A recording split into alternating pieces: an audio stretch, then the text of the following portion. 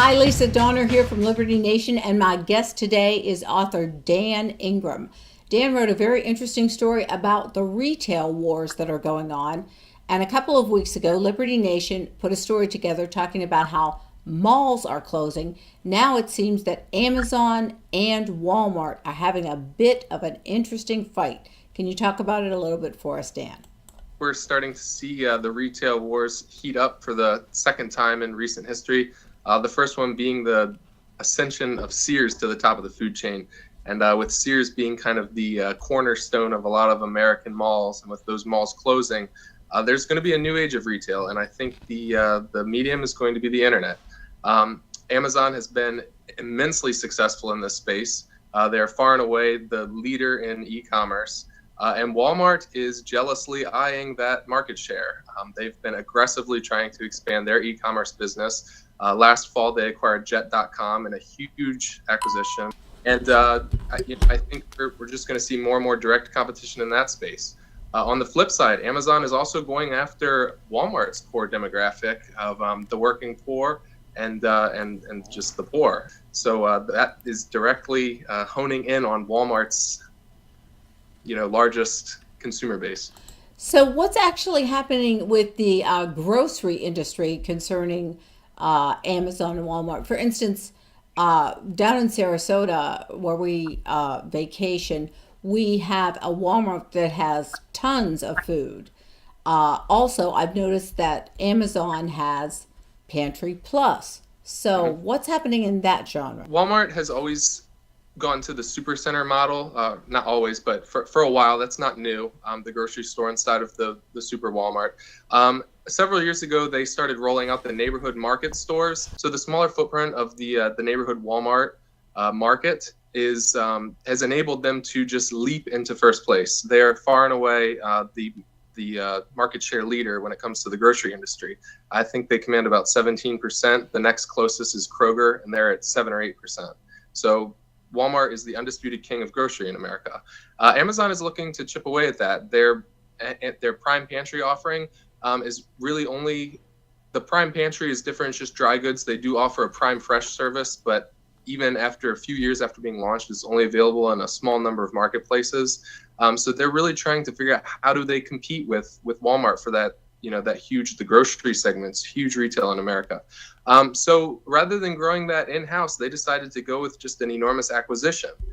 So they targeted Whole Foods, and there's a couple reasons for this. Whole Foods allows them to go after that a little bit more affluent consumer, but Whole Foods also has an existing network of very desirable locations, most of them within an urban or suburban setting. So I think it's a great strategic move on Amazon's part. If you're a Whole Foods fan, you might be a little dismayed that the image is going to be a little tarnished by the mega retailer, but I think for most every other consumer, it's going to result in a win. Other than the grocery issue, though, Amazon really is far and away the big behemoth in the retail industry right now. In terms of online, they are. In terms of just pure revenue, Walmart is still a very the revenue numbers for Walmart exceed Amazon's by, I think, a factor of 3 or 4 every year. So Walmart is still beating Amazon when it comes to just pure dollars they make every year. When it comes to online retail, though, Walmart doesn't even come close. Now, you also mentioned something about Walmart getting their employees to drop off items to people who live in the area. That was unusual. Walmart posted a blog post by one of their senior executives where they discussed this new pilot program that they're rolling out. Right now, I think it's available at 2 stores in New Jersey and 1 in Arkansas. So it's still very small. You won't see Walmart employees delivering packages in your neighborhood just yet, but it may be on the horizon. So Walmart actually has a store within 10 miles of 90% of Americans. So if you think about that, 9 out of 10 Americans live within 10 miles of a Walmart store. That is huge.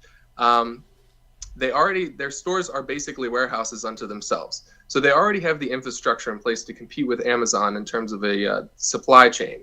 The most expensive part of delivery is that last leg of the journey from the distribution center to your front door. So Walmart has realized they have a huge network of employees that make a daily commute to and from work. If they can convince some of those employees to drop off a few packages on their way home, it's a win-win-win. Win for Walmart, win for the employee who's going to make some extra money delivering packages after work, and a win for the consumer who no longer has to pay the high delivery fees of FedEx or UPS. There is a sort of creepy factor involved, and I think this may backfire on Walmart. Having, what can Brown do for you? The UPS guy stopping by at the end of every day is one thing.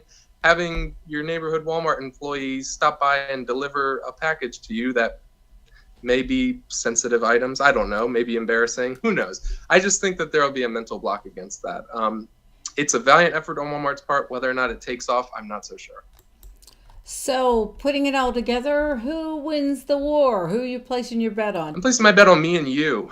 I think me and you are going to have greater access to a far higher number of services at much faster speeds at a lower cost than we ever have before. Case in point, just today, Walmart introduced a brand new offering for clothing shopping. They're going to send you a box of clothes. You have 7 days to decide what you want to keep and what you don't want to keep. And if you want to return everything, the box has another label on there. Slap that label on, return it to Amazon.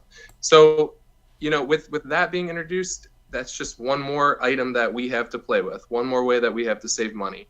The ultimate winner, I have no idea. I wouldn't want to speculate. I'm going to keep both stocks in my portfolio. Daniel Ingram, author at Liberty Nation. You can read his article on libertynation.com. I'm Lisa Donner, and this is LNTV.